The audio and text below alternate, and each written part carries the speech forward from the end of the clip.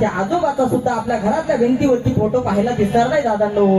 ऐका, याच्याही पुढे जाऊन तुम्हाला सांगतो, ज्या रक्तातून आपल्या आजोबाचा जन्म झाला त्या पंजोबाचा सुद्धा आपल्या घरातल्या भिंतीवरती फोटो पाहायला दिसणार नाही. एवढंच नाही, ज्या रक्तातून आपल्या पंजोबाचा जन्म झाला ना त्या खापर पंजोबाचा सुद्धा आपल्या घरातल्या भिंतीवरती आपल्याला फोटो पाहायला दिसणार नाही.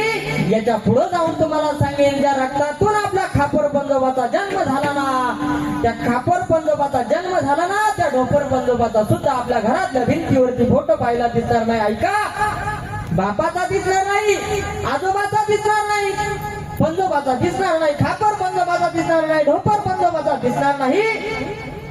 पण या जगामध्ये, त्या महाराष्ट्रामध्ये असं एकही घर तुम्हाला सापडणार नाही की ज्या घरामध्ये ज्ञानोबरायांचा, तुकोबरायांचा, छत्रपती शिवाजी महाराजांचा, छत्रपती संभाजी महाराजांचा आपल्याला फोटो पाहायला दिसणार नाही. असं एकही घर आपल्याला या महाराष्ट्रामध्ये दिसणार नाही. प्रत्येकाच्या घरामध्ये आपल्याला ज्ञानोबरायांचे, जगद्गुरु तुकोबरायांचे, छत्रपती शिवाजी महाराजांचे, छत्रपती संभाजी महाराजांचे या ठिकाणी फोटो पाहायला दिसतील. याचं कारण काय आहे महिला मंडळ?